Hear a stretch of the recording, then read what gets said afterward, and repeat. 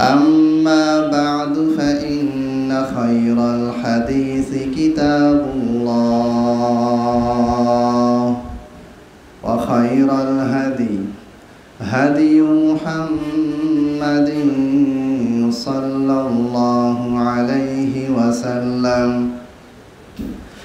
وشر الأمور محدثاتها وكل محدثة بدعة وكل بدعة ضلالة وكل ضلالة في النار.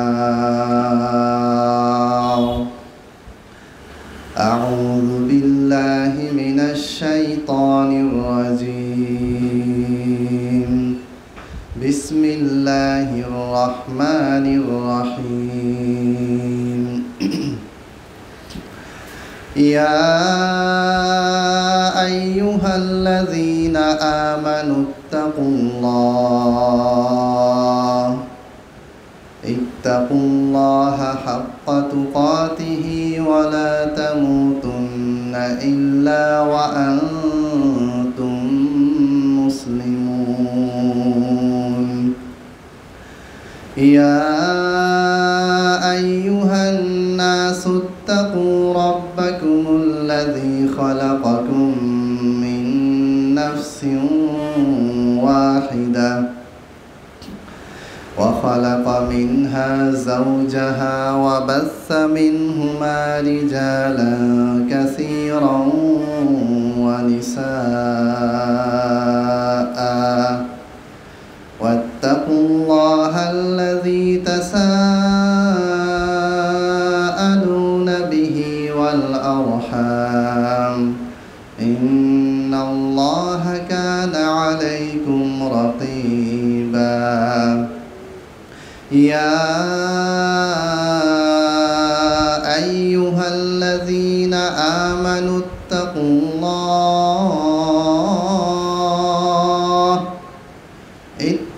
الله وقولوا قولا سديدا يصلح لكم أعمالكم ويغفر لكم ذنوبكم ومن يطع الله ورسوله فقد فاز فوزا عظيما.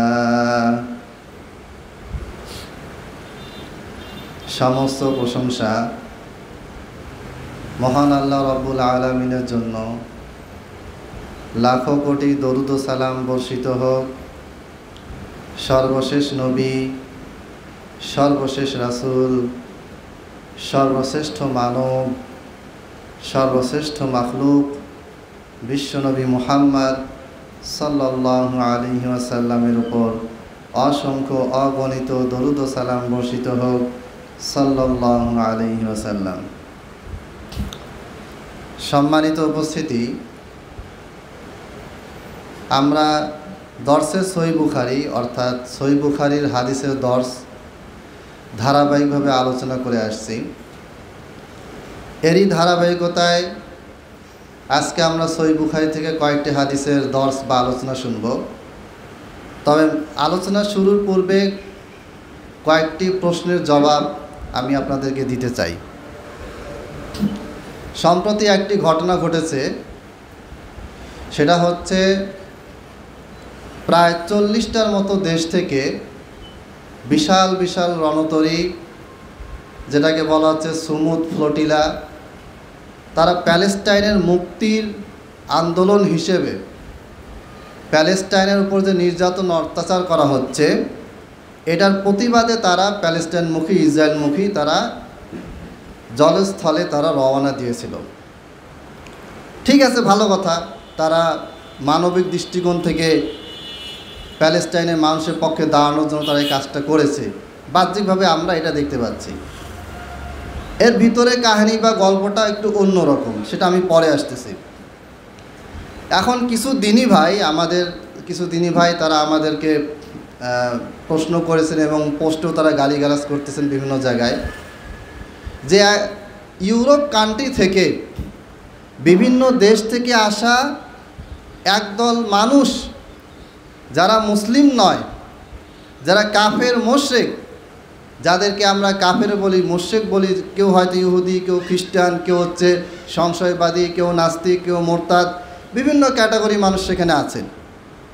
তো এই মানুষেরা যদি প্যালেস্টাইনের মানুষের উপরে, ফিলিস্তিনের জনগণের উপরে, সেখানকার নিরীহ শিশুদেরকে হত্যা করা হচ্ছে অন্যায়ভাবে, নারী পুরুষদেরকে হত্যা করা হচ্ছে, বাড়িঘর ধ্বংস করে মাটির সাথে মিশিয়ে দেওয়া হচ্ছে, এটার প্রতিবাদে যদি একদল খ্রিস্টান, একদল অন্যান্য ধর্মের মানুষ, তারা যদি এইভাবে করে রণতরী নিয়ে জলপথে, সমুদ্র পথে তারা যদি আন্দোলন করে ইসরায়েলের বিপক্ষে যদি দাঁড়াতে পারে, তাহলে মুসলিম বিশ্ব কেন পারতেছে না?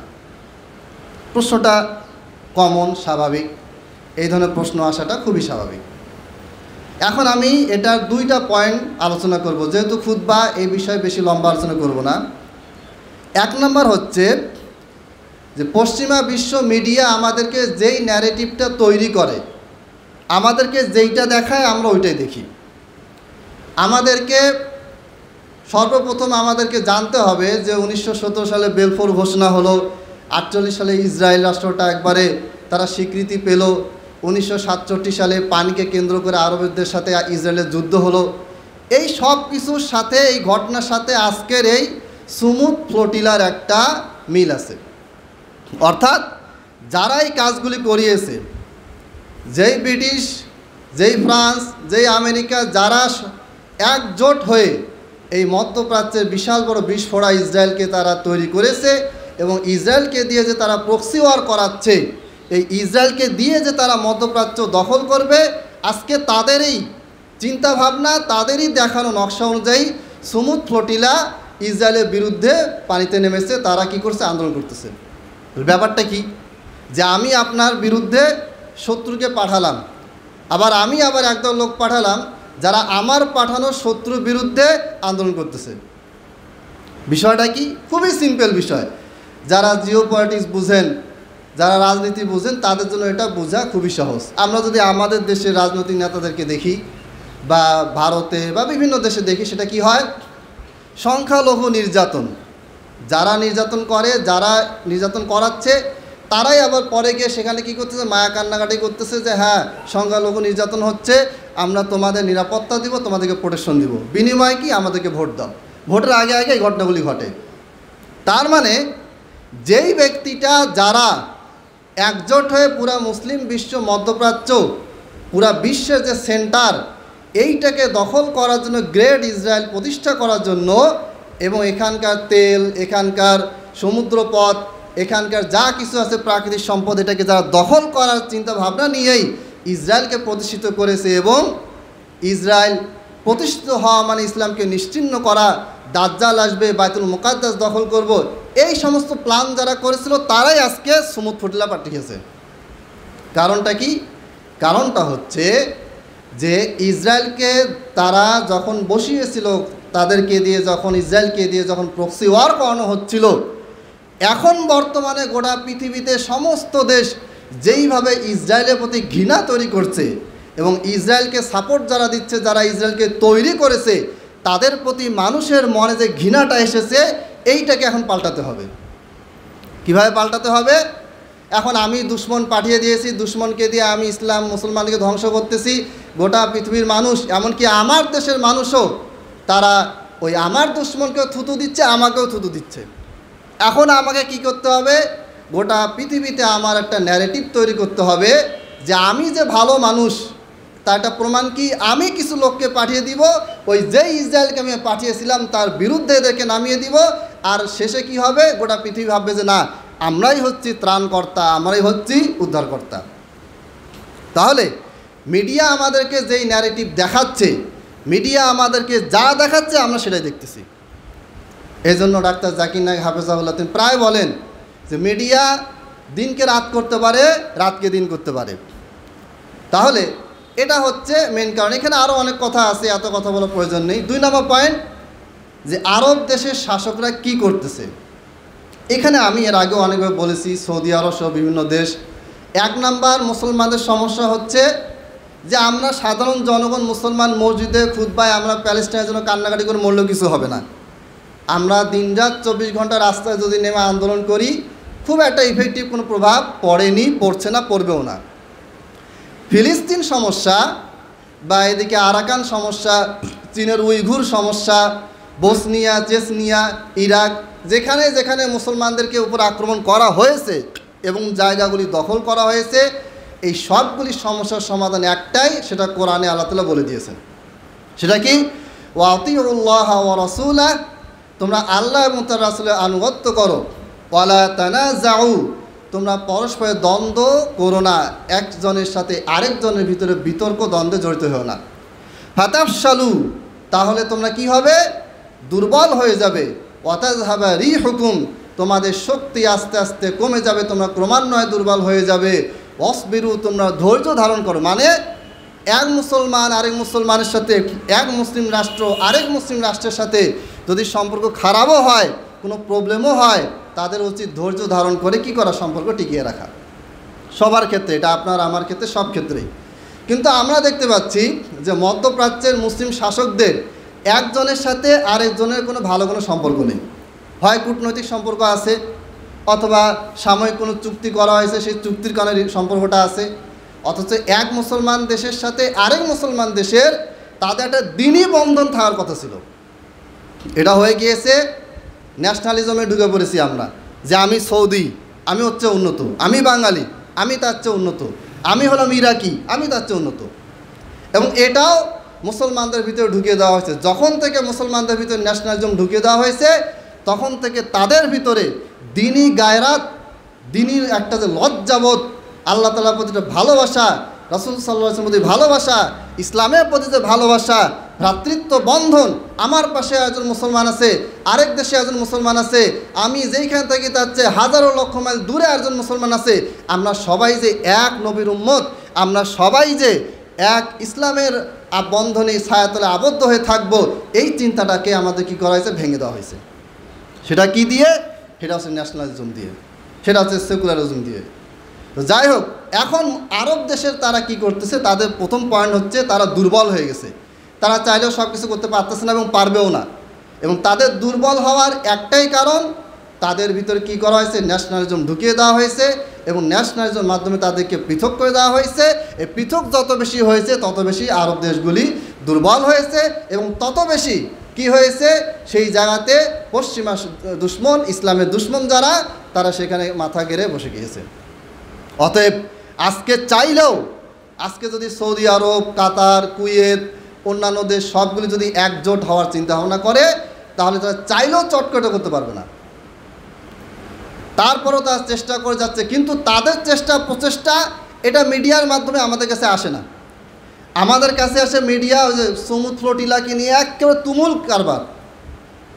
এইটা যদি মুসলমানদের রণতরী হতো, তাহলে ওদেরকে কি বাঁচিয়ে রাখা হতো? বাঁচিয়ে রাখা হতো না, ওইখানে তাদেরকে ডুবিয়ে মেরে দেওয়া হতো। কিন্তু ইউরোপ কান্ট্রি বিভিন্ন দেশ থেকে তারা এসেছে আর পাঠিয়েছে বড়, যাদেরকে আমরা আব্বা ডাকি, তারাই পাঠিয়েছে। এই কারণে তাদের উপর সেরকম কোনো আক্রমণ হয় না, একটু খালি ধরছে, কয়েকজনকে মানে ধরে নিয়ে গেছে এই। তাহলে এই যে একটা ন্যারেটিভ তৈরি করা হচ্ছে, এখন গোটা পৃথিবীর মানুষ যেহেতু ঘৃণা প্রকাশ করতেছে, খোদ হার্ভার্ড ইউনিভার্সিটি বলেন, অক্সফোর্ড বলেন, গোটা পৃথিবীতে বিশ্ববিদ্যালয় ভার্সিটির ছাত্ররা পর্যন্ত, যারা নিজেরাও মুসলমান না, তারা পর্যন্ত ভার্সিটির সামনে নেমে, তারা রাস্তায় নেমে প্রতিবাদ করতেছে যে ইসরায়েলকে কী করতে হবে? অবিলম্বে যুদ্ধবিরতি ঘোষণা করতে হবে এবং প্যালেস্টাইনকে ফ্রি দেশ হিসেবে কী করতে হবে? এটাকে ঘোষণা দিতে হবে। মোড় ঘুরে যাচ্ছে অন্যদিকে, বিশ্ব রাজনীতির মোড়টা ঘুরে যাচ্ছে অন্যদিকে। যেইভাবে প্ল্যান তারা করেছিল, প্ল্যান মোতাবেক কাজ হচ্ছে না। এটা মোড় ঘুরে যাওয়ার কারণে তারা এখন নতুন নতুন চিন্তাভাবনা, নতুন নতুন ন্যারেটিভ আমাদের ভিতরে ঢুকিয়ে দিতে চাচ্ছে। মানে তাদেরকে যত দোষারোপ করতেছি, ব্রিটেনকে, আমেরিকাকে আমরা যত দোষারোপ করতেছি যে তোমরা ইসরায়েলকে প্রক্সি ওয়ার করাচ্ছ, এখন গোটা পৃথিবী যখন এটা বলতেছে, এখন গোটা পৃথিবীর চিন্তাভাবনা মোড়টাকে ঘুরে দিতে হবে। কিভাবে? দেখো, আমরাই তো ইসরায়েলকে দমানোর জন্য লোক পাঠাচ্ছি, আমরাই প্যালেস্টাইনকে উদ্ধারের চেষ্টা করতেছি। আর মুসলমান জাতি এরা এতটাই নির্বোধ জাতি, আপনি আমি মুসলমান হয়ে আমাদের কাছে চূড়ান্ত অভ্রান্ত সত্য কোরআন আছে। আমরা একমাত্র জাতি যাদের কাছে আল্লাহ তাআলার পক্ষ থেকে আসা কোরআন এবং রাসূলুল্লাহ সাল্লাল্লাহু আলাইহি ওয়াসাল্লামের পবিত্র বাণী 100% অবিকৃত অক্ষত অবস্থায় আছে। এরপরও আমরা এতটাই বোকা জাতি যে আমাদেরকে বারবার তারা ফুটবলের মতন যার যখন মন চায় ফুটবলের মতন কিক মারতেছে, কিক মারতে মারতে মারতে আজকে আমাদের এই পর্যন্ত অবস্থা। সম্মানিত উপস্থিতি, অতএব মিডিয়ার এই ধোঁকাবাজি, এই সুমুথ ফ্লোটিলা দেখে আমরা ওদেরকে মনে করতেছি যে ওরা মানবিক কাজ করতেছে। হ্যাঁ, হতে পারে মানবিক কাজ করতেছে, ধরে নিলাম, কিন্তু আমরা কি করতেছি এর বিপরীতে আমাদের মুসলিম শাসকদের জন্য দোয়া না করে তাদেরকে গালিগালাজ করে ফেসবুক, ইউটিউব, ইনস্টাগ্রাম সব ভরা রাখতেছি। অথচ আমাদের উচিত ছিল যে আমাদের শাসকদের জন্য বেশি বেশি দোয়া করা। আমাদের দোয়া করতে হবে সৌদি আরবের শাসকের জন্য, ভুল করতেছে তাদেরকে আল্লাহ ফেরত নিয়ে আসুক। আমাদেরকে দোয়া করতে হবে তুরস্কের প্রেসিডেন্টের জন্য, ভুল করতেছে তাদেরকে আল্লাহ ফেরত নিয়ে আসুক। এই দোয়া করতে হবে। গালিগালাজ করলে কি হবে? মিডিয়ার কাছে পুরো মুসলিম বিশ্ব হাসির পাত্র হচ্ছে। যেই দেখো মুসলমানেরাই তাদের শাসকদেরকে গালি দিচ্ছে, তাদের শাসকদেরকে তারা কি করতেছে না, পছন্দ করতেছে না। আর এই ধরনের এই পরিস্থিতিকে সামনে রেখে আরব বসন্ত ঘটানো হয়েছে 12 সালে 13 সালে যে আরব বসন্ত ঘটেছে। তারপরে কি হয়েছে, এখন আরব বিশ্বের যেই দেশগুলিতে আরব বসন্ত ঘটানো হয়েছে এই দেশগুলির অবস্থা আগের চেয়ে আরও বেশি খারাপ। সম্মানিত উপস্থিতি, এর একটাই কারণ, সেটা হচ্ছে আমাদের ভিতরে ইলিম নাই, কোরআন হাদিসের জ্ঞান নাই। আমরা যদি জানতাম কোরআন ও হাদিসে কাদেরকে দুশমন বলা হয়েছে আর কাদেরকে বন্ধু বলা হয়েছে, এইটা যদি আমরা চিনতে পারতাম, বুঝতে পারতাম, তাহলে আজকে আমাদের এই দশা দুর্দশা হতো না। সব কিছু আমাদের হাতে। গোটা পৃথিবীর এই যে লিবিয়া, পুরো মধ্যপ্রাচ্যের ভিতরে লিবিয়া একাই সম্ভবত 38% তেল একাই সাপ্লাই দিত। সে লিবিয়ান কাদের দখলে? আরব বসন্ত ঘটানো হলো, ঘটানোর পরে কি হয়ে গেল, এই লিবিয়ার সমস্ত তেল কোম্পানি যা কিছু আছে এখন সব পশ্চিমাদের দখলে, তারাই এখন সব কিছু সামলাচ্ছে। এরপরে 2003 সালে ইরাকে হামলা হলো। এই ইরাকে হামলা হওয়ার সময় তারা ওয়েপেনের কথা বলেছিল, মারণাস্ত্রের কথা বলেছিল, রাসায়নিক অস্ত্রের কথা বলেছে, কিছু পাওয়া যায় নাই। এর পরিবর্তে কি হলো, পুতুল সরকার বসিয়ে দেওয়া হলো। আর ইরাকের যতগুলি বহুজাতিক বড় কোম্পানি আছে তেল উত্তোলনের, সব এখন ওদের দখলে। এই জিনিসটা আমরা বুঝি না, আমাদেরগুলো বোঝার টাইম নাই। আমাদের মুসলিম শাসকদেরকে গালি দিতে আমাদের টাইম শেষ। আমাদের একজন আরেকজনের বিরুদ্ধে লেগে থাকতে থাকতেই আমাদের জীবন শেষ। ওগুলা নিয়ে আমরা ভাববো কখন? তাহলে সুমুথ ফ্লোটিলা তারা কি উদ্দেশ্যে করে করুক, হতে পারে এটা মানবিক কাজ, হতে পারে এটা একটা চালাকি, যা কিছু হতে পারে, কিন্তু মনে রাখতে হবে পশ্চিমাদের প্রোপাগান্ডাপূর্ণ মিডিয়ার তারা যে ন্যারেটিভ তৈরি করতেছে, এই ন্যারেটিভে আপনাকে আমাকে কখনো পা দেওয়া যাবে না। সম্মানিত উপস্থিতি, এই ছিল প্রশ্ন উত্তর। এবার আমরা দর্শে সহিহ বুখারীর দিকে যাব। আজকে আমরা আলোচনা করব কিতাবুল ইলম থেকে হাদিস নাম্বার 66 হতে। ইমাম বুখারী রাহিমাহুল্লাহ প্রত্যেকটা হাদিস বর্ণনা করেছেন এবং হাদিস বর্ণনার শুরুতে তিনি একটা করে অনুচ্ছেদ নিয়ে আসেন, বা হাদিস থেকে কি কি শেখা যাবে, হাদিস থেকে কি কি জ্ঞান আমরা পাবো, সেটাকে ইমাম বুখারী রাহিমাহুল্লাহ অনুচ্ছেদ আকারে তুলে দেন। ইমাম বুখারী রাহিমাহুল্লাহ 66 নম্বর হাদিসের শুরুতে বলেছেন যে মজলিসের শেষ প্রান্তে বসা এবং মজলিসের অভ্যন্তরে ফাঁকা দেখে বসা, এই দুটো কথা তিনি উল্লেখ করেছেন। এবার আসি হাদিসে, আল্লাহ রসুল সাল্লাল্লাহু আলাইহি ওয়াসাল্লাম একদা মসজিদে বসেছিলেন। আন্না রাসূলুল্লাহি সাল্লাল্লাহু আলাইহি ওয়াসাল্লাম বাইনামা হুয়া জালিসুন ফিল মসজিদ ওয়ান নাসু মাআহু ইজ আকবালা সালাসাতু নাফার। আল্লাহ নবী সাল্লাল্লাহু আলাইহি ওয়াসাল্লাম সাহাবীদেরকে নিয়ে মসজিদে ছিলেন, মসজিদে তিনি কথাবার্তা বলছিলেন। সেই সময় 3 জন ব্যক্তির একটা ছোট্ট দল মসজিদে আসলো। ফাকবালা ইসনানি ইলা রাসূলিল্লাহি সাল্লাল্লাহু আলাইহি ওয়াসাল্লাম, 2 জন ব্যক্তি আল্লাহ রসুল সাল্লাল্লাহু আলাইহি ওয়াসাল্লামের মসজিদের দিকে এগিয়ে গেলেন। ওয়া যাহাবা ওয়াহিদুন, আর একজন ব্যক্তি ফেরত চলে গেলেন। ফাওয়াকাফা আলা রাসূলিল্লাহি সাল্লাল্লাহু আলাইহি ওয়াসাল্লাম, ওই 2 জন ব্যক্তি মসজিদে আসলো এবং তারা মসজিদে এসে থেমে গেল। ফাআম্মা আহাদুহুমা ফারাআ ফুরজাতান ফিল হালাকাতি ফাজালাসা ফিহা, একজন ব্যক্তি চলে গেলেন, 2 জন ব্যক্তি মসজিদে এগিয়ে আসলেন। এই 2 জন ব্যক্তির মধ্যে একজন সামনের কাতারে কোনো একটা ফাঁকা জায়গা পেয়েছে, সেই ফাঁকা জায়গায় এই ব্যক্তিটা বসে পড়েছেন। ওয়া আম্মাল আখরু ফাজালাসা খালফাহুম, আর সর্বশেষ আরেকজন ব্যক্তি তিনি সবার পিছনে গিয়ে বসলেন। তাহলে এখানে আমরা 3 জন ব্যক্তি 3টা কর্মকাণ্ড দেখলাম। একজন ব্যক্তি চলে গেলেন, আরেকজন ব্যক্তি সামনের কোনো একটা জায়গা ফাঁকা ছিল সেখানে তিনি বসে পড়লেন, আরেকজন ব্যক্তি তিনি কি করলেন, সবার শেষে বসে পড়লেন।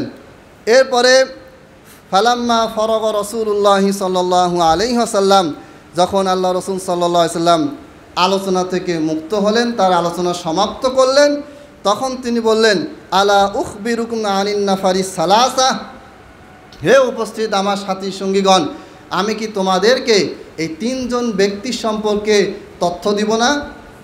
মানে এই তিনজন ব্যক্তির সম্পর্কে আমি তোমাদেরকে কিছু কথা বলতে যাচ্ছি। আম্মা আহাদুহুম ফাআওয়া ইলাল্লাহ ফাআওয়াহুল্লাহ, এই তিনজনের ভিতরে একজন ব্যক্তিকে আল্লাহ তাআলা কি করলেন? সে আল্লাহ তাআলার কাছে আশ্রয় চেয়েছে, আল্লাহ তাআলা তাকে উত্তম আশ্রয় দান করেছেন। ওয়া আম্মাল আখরু ফাস্তাহিয়াল্লাহু মিনহু, আর দ্বিতীয় ব্যক্তি সে আল্লাহকে লজ্জা করেছে, আল্লাহ তাআলাও তাকে লজ্জা করেছেন। আল্লাহ তাআলা তাকে লজ্জা করেছেন, এটা মানে কি পরে বলতেছি। ওয়া আম্মাল আখর, আর তৃতীয় ব্যক্তি ফাআরাদাল্লাহু আনহু, আর তৃতীয় ব্যক্তি সে এই দ্বীনি মজলিস থেকে মুখ ফিরিয়ে নিয়ে গেল, আল্লাহ তাআলাও তার কাছ থেকে মুখ ফিরিয়ে নিলেন। কি বোঝা গেল? ইমাম বুখারী কিতাবুল ইলমে এই হাদিসটা কেন আনলেন? সম্পর্ক কি এই হাদিসের সাথে কিতাবুল ইলমের? এখানে যেটা সম্পর্ক সেটা হচ্ছে, এক নাম্বার যেটা শিক্ষা সেটা হচ্ছে, যখন আপনি মসজিদে ঢুকবেন, জুমার খুতবার দিনে হোক বা যেখানে দিনই আলোচনা হচ্ছে, আপনার কি করতে হবে? সামনের কোনো কাতার, সামনের কোনো স্থান যদি ফাঁকা থাকে, সেখানে আপনাকে কি করতে হবে? জায়গাটা পূরণ করে বসতে হবে। এর ব্যাপারে বলা হয়েছে যে ওই ব্যক্তিটা যে সামনের কাতারে বসলো, যেই জায়গাটা ফাঁকা ছিল, ফাঁকা পূরণ করলো, সে কি করলো? সে আল্লাহর কাছে আশ্রয় চাইলো, আল্লাহ তাআলা তাকে উত্তম আশ্রয় দান করলেন। দুই নাম্বার ব্যক্তি, তিনি কি করেছেন? তিনি লজ্জার কারণে বা যে কারণে হোক ফিরে যাননি, তিনি পিছনে বসেছেন, আল্লাহ তাআলা তাকে লজ্জা করলেন, মানে আল্লাহ তাআলা তাকে রহমত করলেন, এবং এই দ্বীনি মজলিস থেকে বের হয়ে যে তিনি যান নাই, এই জন্য আল্লাহ তাআলা তাকে কোনো শাস্তি দিবেন না। তিন নাম্বার, আর যেই ব্যক্তিটা আল্লাহ রসুল সাল্লাল্লাহু আলাইহি ওয়াসাল্লাম থেকে মুখ ফিরে নিয়ে গেল, আল্লাহ তাআলা তার কাছ থেকে মুখ ফিরিয়ে নিলেন। তার মানে সে শাস্তির হকদার হলো, অধিকারী হলো। এখানে অনেকগুলি শিক্ষা। এক নম্বর শিক্ষা হচ্ছে, দ্বীনি মজলিস বা যে কোনো মজলিসে বসার কিছু আদব কায়দা আছে। একজন বসছে ওই কোনায়, একজন এই কোনায়, একজন এই কোনায়, একজন ওই কোনায়, এটা কিন্তু ইসলামী সুন্নাহ মোতাবেক বসা নয়। সূরা ফেরেশতাদের গুণাবলী সম্পর্কে বলতে গিয়ে আল্লাহ তাআলা বলেছেন, কাআন্নাহুম বুনিয়ানুম মারসুস, তারা হচ্ছে এমনভাবে দাঁড়ায় যেন সীসা ঢালা প্রাচীর যেইভাবে একেবারে অকাট্যভাবে দাঁড়িয়ে থাকে, অটলভাবে দাঁড়িয়ে থাকে, এবং তারা সোজাভাবে থাকে ওই দেওয়ালগুলি, সেইভাবে ফেরেশতারা থাকে। আর আমাদের স্কুল কলেজ মাদ্রাসা আমরা দেখি, বিশেষ করে যেগুলো প্রতিষ্ঠানে ইসলামী শিক্ষা নেই, মাদ্রাসা হোক স্কুল হোক, সেখানে বাচ্চারা বসে, এখানে বসে, ওইখানে বসে, যার যেখানে মন চায় বসে যায়। এটা আসলে ইসলামী শিক্ষার পরিপন্থী। একজন টিচার, একজন মুসলিম টিচার হোক, আলেম হোক, অ্যারাবিক হোক, ইংলিশ টিচার যেই হন না কেন, তাকে এই হাদিসগুলি জানা থাকলে তিনি ক্লাসটাকে ইসলামিক পরিবেশে নিয়ে আসতে পারবেন। যেমন এর আগে কয়েকটা হাদিস বলেছে যে এক ব্যক্তি আসে রাসূলুল্লাহ সাল্লাল্লাহু আলাইহি ওয়াসাল্লামকে প্রশ্ন করলেন, আর সেই সময় রাসূলুল্লাহ সাল্লাল্লাহু আলাইহি ওয়াসাল্লাম সাহাবীদেরকে কি বলছিলেন? আলোচনা করতেছিলেন, হাদিস বলছিলেন। ওই ব্যক্তিটা আসলো, তখন আল্লাহ রাসূল সাল্লাল্লাহু আলাইহি ওয়াসাল্লাম আলোচনা শেষ করার পরে সেই তার কথার উত্তর দিলেন। তার মানে এখানে একজন টিচারের ভূমিকা প্রকাশ পেল। একজন টিচার যখন ছাত্রদেরকে পড়াবে, তখন যদি কোনো ছাত্র ভুল করে হুট করে কোনো প্রশ্ন করে, তাহলে ওই টিচারকে রাগ করা যাবে না। কি করতে হবে? ঠান্ডা মাথায় আলোচনা শেষ করে তাকে বলবে যে হ্যাঁ তোমার কি প্রশ্ন ছিল বলো, এরপর তাকে প্রশ্নটা সুন্দর করে বুঝিয়ে দিতে হবে। তাহলে কিতাবুল ইলম, জ্ঞানের অধ্যায়, এখানে আল্লাহ নবী সাল্লাল্লাহু আলাইহি ওয়াসাল্লাম কীভাবে মানুষকে ইলম শিক্ষা দিয়েছেন, কিভাবে ইলম অর্জন করতে হবে, কিভাবে আপনার আমার ভিতরে আদব কায়দা তৈরি হবে, সেই বিষয়ে হাদিসগুলিকে ইমাম বুখারী রাহিমাহুল্লাহ বর্ণনা করেছেন। এরপরে পরের হাদিস, বাবুন কওলুন নবী সাল্লাল্লাহু আলাইহি সাল্লাম রুব্বা মুবাল্লাগিন আও আমিন সামিঈন। একবার আল্লাহ নবী সাল্লাল্লাহু আলাইহি সাল্লাম জিজ্ঞেস করলেন যে আজকে কোন দিন। সাহাবীরা সবাই জানেন যে আজকে কোন দিন, কিন্তু সাহাবীরা ভাবতেছেন যে আল্লাহ নবী সাল্লাল্লাহু আলাইহি সাল্লাম জিজ্ঞেস করেছেন কোন দিন, তার মানে হতে পারে কোনো একটা অন্য একটা উত্তর তিনি দিবেন। সাহাবীরা কোনো উত্তর দিলেন না। এরপরে আল্লাহ নবী সাল্লাল্লাহু আলাইহি সাল্লাম দিনটির কথা বললেন। তারপরে বললেন যে আজকে কোন মাস। সাহাবীরা তারা ভাবলেন যে এটা তো জিলহজ মাস, কিন্তু আল্লাহ নবী সাল্লাল্লাহু আলাইহি ওয়াসাল্লাম কি জানেন না? জানেন তো অবশ্যই। তারপর তিনি কেন জিজ্ঞেস করলেন? নিশ্চয়ই কোনো একটা উত্তর তার ভিতরে আছে। তখন আল্লাহ নবী সাল্লাল্লাহু আলাইহি ওয়াসাল্লাম বললেন যে এটা হচ্ছে জিলহজ মাস। আর তারিখ কোন তারিখ ছিল? ইয়ামুন নাহার 8 তারিখ ছিল, জিলহজের 8 তারিখ ছিল। এরপরে আল্লাহ নবী সাল্লাল্লাহু আলাইহি ওয়াসাল্লাম একটা কথা বললেন যে ফালিউবাল্লিগুশ শাহিদুল গায়বা, তোমরা এইখানে যারা আসো তারা কি করবে? আমার বাণী পৌঁছে দিবে তাদের কাছে যারা এখানে উপস্থিত নেই। অর্থাৎ এইখানে 10 জন ব্যক্তি আছে, 10 জন ব্যক্তির সামনে আমি একটা হাদিস বললাম, বলার পর আমি 10 জনকে বললাম যে আপনি কি করেন, আপনারা কি করবেন, যারা উপস্থিত নন তাদের সামনে কি করবেন? এই আল্লাহর নবী সাল্লাল্লাহু আলাইহি ওয়াসাল্লাম হাদিসটা পৌঁছে দিবেন। কেন?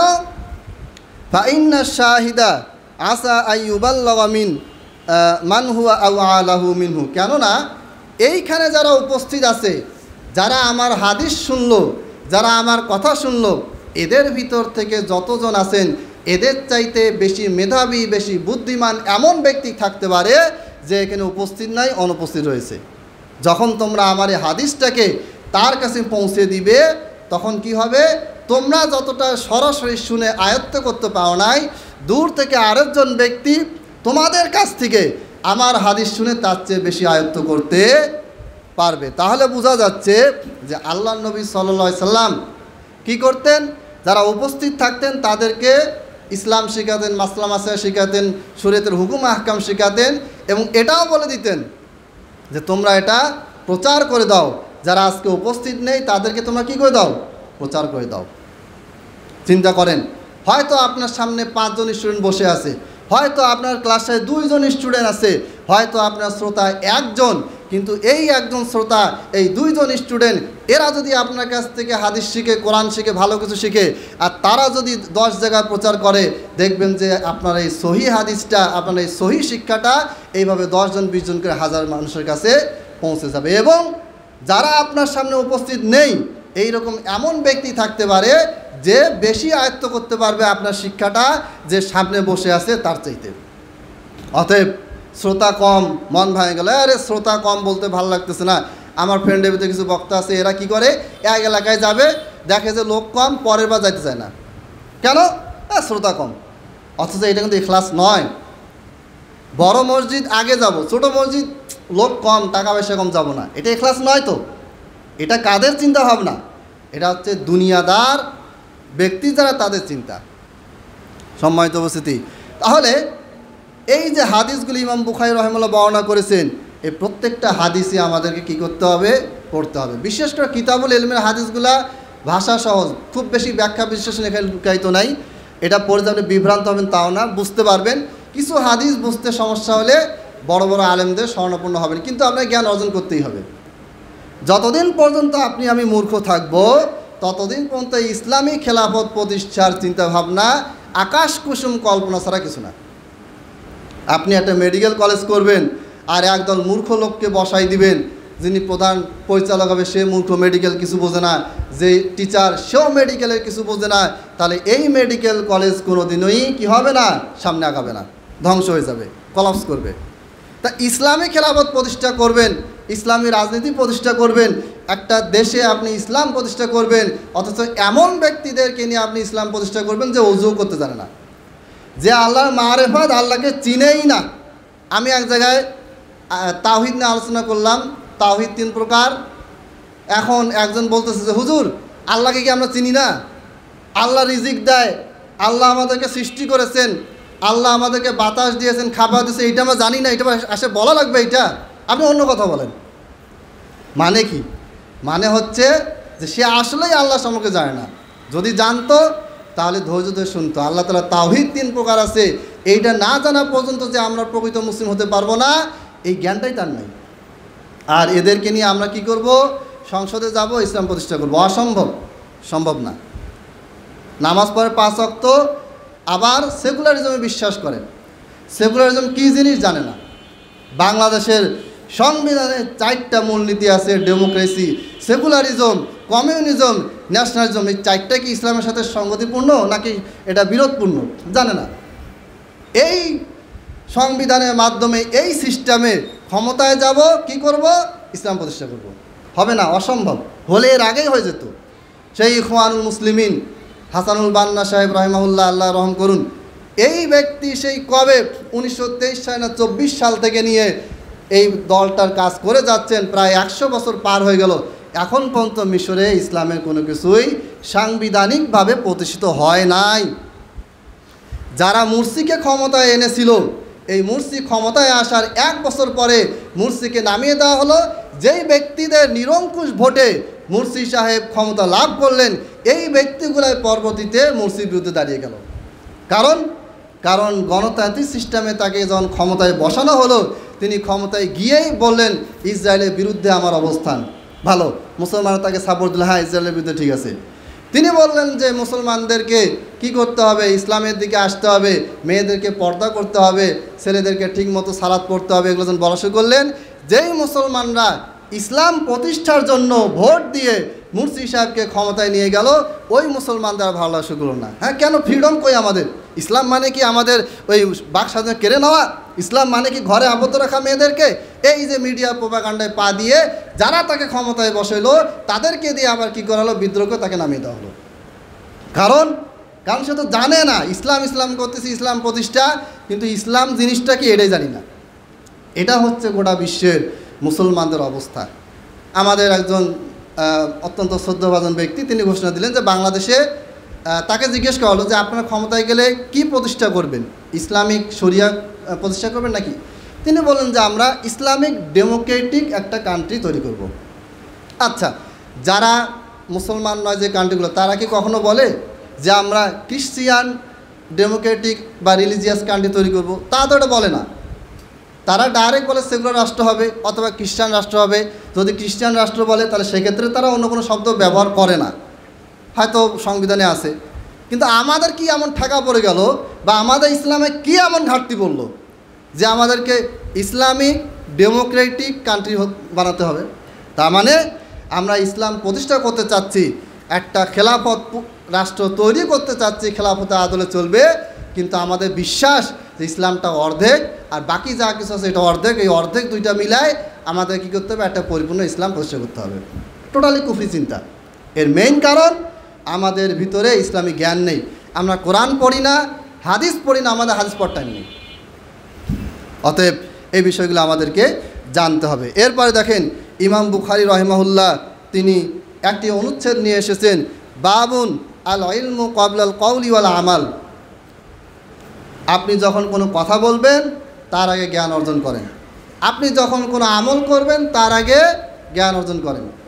আমরা যদি কোনো অফিসে চাকরি করি তাহলে কিভাবে আমরা প্রথম দিন ইন্টারভিউ দিব, ইন্টারভিউ দেওয়ার আগে 10টা বই 20টা বই যারা বেশি এক্সপার্ট সবার কাছ থেকে তথ্য নিয়ে একবার সুন্দরভাবে সেজে গুজে যাবতীয় প্রস্তুতি সম্পন্ন করে আমরা ইন্টারভিউ দিই। ঠিক আছে, কোনো অসুবিধা নেই। ইন্টারভিউতে টিকলাম, টিকার পরে আমরা চাকরিতে জয়েন করলাম।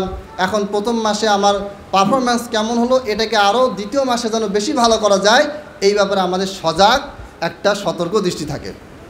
তৃতীয় মাসে পারফরম্যান্স যেন আরও ভালো হয়, বস যেন খুশি থাকে, কোম্পানি যেন খুশি থাকে, বেতন স্যালারি যেন বৃদ্ধি পায়। ঠিক আছে, কোনো অসুবিধা নেই। কিন্তু আপনি সালাত পড়তেছেন, আমি সালাত পড়তেছি, নামাজ পড়তেছি, ওই 5 বছর 7 বছর বয়সে যেই নামাজ 30 বছর 35 বছর 40 বছর 60 বছর 70 বছর বয়সেও আমার নামাজের কোয়ালিটি ওই রকমই আছে। 5 বছর বয়সে 7 বছর বয়সে মক্তবে নানির কাছে দাদির কাছে যেইভাবে কোরআন তেলাওয়াত শিখেছি, ওই তেলাওয়াতের ওই কোয়ালিটি 70 বছর 60 বছর পর্যন্ত একই রকম আছে। তার কারণটা হচ্ছে আমরা ইলমটা অর্জন করা, এটাকে বৃদ্ধি করা, এটার প্রতি কোনো গুরুত্ব নেই। অতএব কী করতে হবে, আমাদের এদিকে ফোকাস করতে হবে। ইমাম বুখারী রাহিমাহুল্লাহ বলেছেন আল ইলমু ক্বাবলাল কওলি ওয়াল আমাল। যে কোনো কথা আপনি বলবেন ইলম অর্জন করবেন, যে কোনো আমল করবেন আগে ইলম অর্জন করবেন। ইলম অর্জন না করলে কি হয় এবং অর্জন না করে ফতোয়া দিয়ে কী হয় তার একটা উদাহরণ দেয়। কিছুদিন আগে এক ভাই আমাকে একটা প্রশ্ন পাঠালেন যে উনি রাগের মাথায় স্ত্রীকে 3 তালাক দিয়ে ফেলছেন, প্রচণ্ড রাগে বা 3 তালাক দিয়ে ফেলছে। হুজুরের কাছে গেছে, হুজুর বলছেন যে কী করতে হবে, হিল্লা বিয়ে দিতে হবে। হিল্লা বিয়ে কি? হিল্লা বিয়ে হচ্ছে তোমার স্ত্রীকে 1 ঘন্টা 5 ঘন্টায় একদিন বা একটা কন্ট্যাক্ট ম্যারি করতে হবে। কন্ট্যাক্ট ম্যারি করতে হবে, নির্দিষ্ট সময়ের জন্য সে আরেকজন পুরুষের সাথে থাকবে, থাকার পরে তার সাথে শারীরিক সম্পর্ক হবে, এরপর সে তালাক দিবে, তারপরে কি হবে, তারপরে তুমি তাকে পুনরায় বিবাহ করতে পারবে। এটা কে ফতোয়া দিয়েছে? এলাকার একজন ইমাম সাহেব, হুজুর সাহেব। এখন এই ফতোয়া যেই আলেমরা দিয়ে থাকেন, তাদের মাযহাবের যে মেইন ব্যক্তি, যাকে তারা ইমামে আজম বলেন, আমরা অনেক বড় ইমাম মানি, ইমাম আবু হানিফা রাহিমাহুল্লাহ, তিনি জীবনেও এরকম কোনো ফতোয়া দেননি। বাকি তিন মাযহাব, ইমাম শাফি, ইমাম মালিক, ইমাম আহমদ বিন হাম্বল রাহিমাহুল্লাহ আজমাইন, তারা কেউ এরকম কোনো ফতোয়া দেয়নি। কোত্থেকে আসলো, কিভাবে আসলো? ওই যে এলেম অর্জন না করে ফতোয়া দেওয়া, এখান থেকে এই ধরনের ফতোয়াগুলি ছড়িয়েছে। এই ব্যক্তি তো আর কোনোভাবে মানতে পারে না, শুনছে যে যারা আহলে হাদিস বা সালাফি তারা নাকি হিল্লাবিয়ের বিপক্ষে, এখন উনি আমাদের কাছে প্রশ্ন পাঠাচ্ছেন। তাহলে এই প্রবলেমটা কেন হলো? একটা চিন্তা করেন যে একজন ব্যক্তি তার স্ত্রীকে রাগের মাথা তালাক দিয়ে ফেলেছে, এটা একটা সমস্যা। এই হুজুর আবার ফতোয়া দিয়ে সমস্যা আরও বাড়াই দিল, কি যে ওকে আবার আরেকজনের সাথে শোয়াতে হবে, ওইখান থেকে তালাক হবে, তারপরে তুমি তাকে বিয়ে করতে পারবে। নাউজুবিল্লাহ, আস্তাগফিরুল্লাহ। একেবারে জেনাকে ইসলামিক পদ্ধতিতে একটা জেনাকে কি করা হচ্ছে, বৈধ দেওয়া হচ্ছে। মেইন কারণ কি? কারণ ওই যে কথা বলার আগে এলেম নেই, এলেম থাকলে এই ভুলটা হতো না। এই হিল্লা ফতোয়া নিয়ে আমরা আলোচনা করেছি আগেই, আমাদের ইউটিউব চ্যানেলও আছে, এখানকার এই মসজিদ পেজও আলোচনা আছে, দেখে নেবেন প্রয়োজন পড়লে। এরপরে ইমাম বুখারী রাহিমাহুল্লাহ বলেছেন, ওয়া ইন্নাল উলামা হুম ওয়ারাসাতুল আম্বিয়া, আলেমরা হচ্ছেন নবীদের উত্তরসূরি। নবীদের উত্তরসূরি মানে কি? ওই আওলাদের আসলে এটা বুঝায় না যে না আমি নবীর বংশ, আমি হাসানের বংশ, হুসাইনের বংশ রাদিয়াল্লাহু তাআলা আনহু আজমাইন, এটা বুঝায় নাই। কি বুঝিয়েছেন? ওয়ার রাসূল ইলমা, তারা নবীদের কাছ থেকে এলেমটাকে ওয়ারিশ সূত্রে পায়। ওয়ারিশ সূত্র মানে নবী সাল্লাল্লাহু আলাইহি ওয়াসাল্লামের কাছ থেকে তার ছাত্র সাহাবীরা জ্ঞান পেয়েছেন, সাহাবীদের কাছ থেকে তাবেঈরা, তাবেঈ থেকে তাবেঈরা, তাবেঈ থেকে আস্তে আস্তে এভাবে করে আলেমরা কিতাব ওস্তাদের কাছে গিয়ে ওস্তাদের লেকচার, বক্তব্য, বই পুস্তক পড়ে যেইভাবে করে আমরা এলেম অর্জন করি, এইভাবে করে আলেমরা নবী রাসূলদের এলেমটাকে তারা অর্জন করেন এবং এইটাকে তারা কি করেন, সংরক্ষণ করেন, এইটাকে তারা প্রচার করেন, প্রসার করেন এবং পরবর্তী প্রজন্মকে তারা এই এলেমটা সহজভাবে শিখিয়ে দেওয়ার ব্যবস্থা করেন। এইটা হচ্ছে আলেমরা নবীদের উত্তরসূরি। এখন আমাদের আলেমদের, আমার আত্মীয়দের ভিতরে প্রায় 12 জন মাদানী আলেম আছে, আমার আত্মীয় মদিনাতে পড়ে আসছে। এদের ভিতরে হাতে গোনা কয়েকজন আলেমকে দেখছি যারা দিনরাত 24 ঘন্টা দাওয়াতি কাজ করে, আর কয়েকজন আলেম আছেন এমন যে তার পুরো বাসা 6 তলা 5 তলা বিল্ডিং, একটা কোরআন খুঁজে পাওয়া যায় না। আপনি দেখবেন যে এখনকার আলেমদের ভিতরে আমরা যা খুতবা দিচ্ছি, একেবারে খুব আপনাদেরকে দিনের কথা বলতেছি যে হ্যাঁ ইসলামের জন্য এই করতে হবে সেই করতে হবে, আমাদের ভিতরে একটা বড় অংশ তাদের বাড়ি গাড়ি দেখলে মাথা নষ্ট। বাড়ি গাড়ি করা যায়, কিন্তু তারা ইসলাম থেকে বের হয়ে অন্যান্য কাজের মাধ্যমে তারা এই কাজগুলো করতেছেন। অথচ তারা আলেম হয়েছেন, তারা বড় জায়গায় পড়েছেন, তারা নবীর ওয়ারিস হিসেবে নবীর কাছ থেকে এলেমটা প্রাপ্ত হয়েছেন। এই এলেমটা প্রচারে তাদের কোনো দায় দায়িত্ব নেই। অতএব কী করতে হবে? আলেম ওলামাদেরকে বিষয়ে খেয়াল করতে হবে। এরপরে ফজলতপূর্ণ একটা কথা বলেছেন, মান আখাযাহু আখাযা বিহাউযিন ওয়াফির, কেউ যদি নবী রাসূল সাল্লাল্লাহু আলাইহি সাল্লাম মুহাম্মদ সাল্লাল্লাহু আলাইহি সাল্লামের কাছ থেকে এলেমটা যদি পায়, তাহলে সে একটা বিশাল বড় পরিপূর্ণ একটা অংশ পেল। অর্থাৎ এই এলেমটাকে এমন একটা অংশ বলা হয়েছে যেটার মতন অংশ, যেটার মতন সম্পদ, যেটার মতন সম্পত্তি পৃথিবীতে আর একটাও নাই। এবং আল্লাহ তাআলা বলেছেন, কুল হাল ইয়াস্তাউইল্লাযীনা ইয়ালামুন ওয়াল্লাযীনা লা ইয়ালামুন, হে নবী আপনি বলে দিন যারা জানে না আর যারা জানে তারা কি সমান? তারা কখনোই সমান নয়। ওমা ইয়াস্তাউইল আ'মা ওয়াল বসীর, যে অন্ধ যার চোখে দৃষ্টি নেই, যে দেখতে পারে না, আর যার দর্শন শক্তি আছে যে দেখতে পারে, তারা কখনোই সমান হতে পারে না। ওয়ালায যুলুমাতু ওয়ালান নূর, অন্ধকার এবং আলো কখনোই সমান নয়। এই আলোর সাথে এলেমটাকে তুলনা করা হয়েছে, চোখের দৃষ্টি দর্শন শক্তির সাথে এলেমটাকে তুলনা করা হয়েছে। যার এলেম আছে তার দৃষ্টিশক্তি আছে, যার এলেম আছে তার ভিতরে নূর আছে, আর এটার সাথে আরটা কি লাগবে, সেটা হচ্ছে তাকওয়া লাগবে। এলেম আছে তাকওয়া নাই, এই এলেম দিয়ে কাজ হবে না। তাকওয়া আছে এলেম নাই, এই তাকওয়া দিয়েও কাজ হবে না। আপনার প্রচণ্ড একেবারে আল্লাহর ভয় ভীত, একেবারে কী আমল করতে কিছুই জানে না, কিন্তু আল্লাহ ভয় করতেই আছেন। শিরকও হচ্ছে, বেদাতও হচ্ছে, মাজারে সেজদাও হচ্ছে, আবার নামাজও পড়তেছেন। কিভাবে নামাজ পড়তেন জানেন না, কিন্তু নামাজ পড়তে হবে। তাহলে এই জ্ঞানহীন আমল, এটা প্রাথমিক পর্যায়ে আপনার জন্য ক্ষমাযোগ্য হতে পারে। হ্যাঁ, আমি এখন নতুন মুসলমান হয়েছি, অথবা নতুন আমি ইসলাম প্র্যাকটিস করা শুরু করছি, এমত অবস্থায় ভুলভ্রান্তি বেশি হচ্ছে, এটা ক্ষমাযোগ্য, মাপযোগ্য। কিন্তু আপনি আমল করতে আসেন, তাহাজ্জুদ পড়তেছেন, সব আমল আপনার ঠিক মতন হচ্ছে, কিন্তু আপনি এলেম অর্জন করার টাইম পাচ্ছেন না, তাহলে এই আমলটা কি হয়ে যাবে? যে কোনো সময় বাতিল হওয়ার সম্ভাবনা থাকতে পারে। কারণ এখানে তাওহীদও থাকবে, শিরকও থাকবে, সুন্নাহও থাকবে, বেদাতও থাকবে। কারণ আপনি তো জানেন না, কারণ এই এলেমটা তো আমি অর্জন করি নাই। আমি আমল করে যাচ্ছি, কিন্তু আমার আমলে শিরক ঢুকেছে আমি জানি না। আমি আমল করতেছি, আমার আমলে বিদআত ঢুকেছে আমি জানি না। এই জন্য আল্লাহ তাআলা সূরা ফুরকানে বলেছেন, ওয়াকাদিমনা ইলা মা আমিলু মিন আমাল, যারা আমল করেছে, আপনি আমি যারা আমল করেছি, এই রকম কিছু ব্যক্তির দিকে আল্লাহ তাআলা অগ্রসর হবেন। ফাজআলনাহু হাবাআম মানসুরা, এরপরে আমি তাদের আমলগুলিকে কি করব, আমলগুলিকে নিব এবং ওগুলোকে ধুলা যেভাবে বাতাসে উড়ে বেড়ায়, আমলগুলিকে আমি সেইভাবে বাতাসে বিক্ষিপ্ত ধুলার ন্যায় ছুঁড়ে ফেলব। আপনার আমল, আমার আমল। যে আমল করে নাই, কাফের মোরতাদ, ও তো ডাইরেক্ট জাহান্নামে গেল, ওর তো হিসাব ওখানে হয়ে গেল। কিন্তু আপনি আমি যারা আমল করলাম, তাদেরকে আল্লাহ তাআলা এই কথা বললেন, ওয়াকাদিমনা ইলা মা আমিলু মিন আমাল ফাজআলনাহু হাবাআম মানসুরা। সম্মানিত উপস্থিতি, আমি প্রত্যেকটা জুমায় একটা অনুরোধ আপনার কাছে রাখি, আজকেও রাখতেছি। এটা হচ্ছে আপনি বাসায় প্রত্যেক দিন 5 মিনিট 10 মিনিট কোরআন পড়ার জন্য, হাদিস পড়ার জন্য টাইম বের করেন। এটা ফরজ। তলাবুল ইলমি ফারিদাতুন আলা কুল্লি মুসলিম, প্রত্যেকটা মুসলমান, নারী পুরুষ শিশু বয়স্ক যা আছে, সবার জন্য জ্ঞান অর্জন করা কি ফরজ। আপনাকে মাদ্রাসায় ভর্তি হয়ে আরবি ভাষা শিখে, আরবি ব্যাকরণ, শব্দতত্ত্ব, বাক্যতত্ত্ব, এত কিছু শিখে আপনাকে এলেম হাসিল করতে কিন্তু ফরজ করা হয়নি। ওটা একদল একটা শ্রেণী করবে, বড় আলেম তৈরি হবে, তারা দিন প্রচার করবে, ঠিক আছে। কিন্তু সাধারণ মানুষ, আপনি আমি যারা সাধারণ মানুষ আছি, আমরা কি করব, মৌলিক জ্ঞানটা আমাদেরকে জানতে হবে, তাওহীদ জানতে হবে, ইমানের 6টা প্রকার জানতে হবে, কালেমা শাহাদাত এটা কখন ভেঙে যায়, কখন ইমান ভেঙে যায়, কখন ওযু ভেঙে যায়, কখন সালাত আমরা ভেঙে যায়, সালাত পড়তে পড়তে সালাত নষ্ট হয়ে গেছে কিন্তু জানি না, কিভাবে সিয়াম পালন করব, কিভাবে জাকাত দেব, কিভাবে হজ আদায় করব, এই সব কিছু মৌলিক জ্ঞানটা আপনাকে আমাকে রাখা ফরজ, আবশ্যক। ইমাম বুখারী আরেকটা আয়াত নিয়েছেন, ফাআলাম আন্নাহু লা ইলাহা ইল্লাল্লাহ। আল্লাহ তাআলা মুহাম্মদ সাল্লাল্লাহু আলাইহি ওয়াসাল্লামকে আদেশ করে বললেন, ফাআলাম, তুমি জ্ঞান অর্জন করো, এই মর্মে যে লা ইলাহা ইল্লাল্লাহ, আল্লাহ ব্যতীত প্রকৃত কোনো মাবুদ নেই। তাহলে কি হলো, এই জ্ঞান অর্জন করতেই হবে, জ্ঞান অর্জনের কোনো বিকল্প নেই।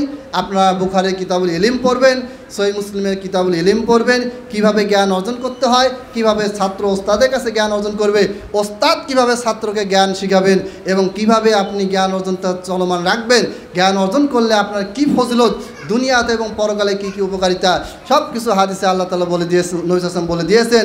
কোরআনে আয়াতেও আল্লাহ তাআলা জ্ঞানের ফজিলত সম্পর্কে অনেক কিছু বলেছেন। আল্লাহ তাআলা আমাদেরকে মৃত্যুর পূর্বে পর্যন্ত, মৃত্যুর আগ পর্যন্ত প্রত্যেক দিন সব সময় জ্ঞান অর্জনের প্রতি একটা আগ্রহ, ভালোবাসা, এটা জারি রাখুন, আমিন।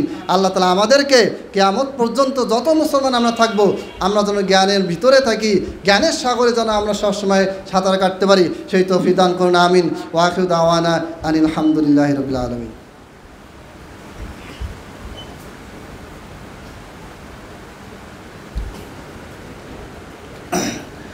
আলহামদুলিল্লাহ আলহামদুলিল্লাহি নাহমাদুহু ওয়া নাস্তাঈনুহু ওয়া নাস্তাগফিরুহু ওয়া নু'মিনু বিহি ওয়া নাতাওয়াক্কালু আলাইহি ওয়া নাউযু বিল্লাহি মিন শুরুরি আনফুসিনা ওয়া মিন সাইয়্যাতি আ'মালিনা মান ইয়াহদিহিল্লাহু ফালা মুদিল্লা লাহু ওয়া মান ইউদ্লিল ফালা হাদিয়া লাহু وأشهد أن لا إله إلا الله وحده لا شريك له وأشهد أن محمدا عبده ورسوله اللهم صل على محمد وعلى آل محمد كما صليت على إبراهيم وعلى آل إبراهيم إنك حميد مجيد اللهم بارك على محمد وعلى آل محمد كما باركت على إبراهيم وعلى آل إبراهيم إنك حميد مجيد ربنا آتنا في الدنيا حسنة وفي الآخرة حسنة وقنا عذاب النار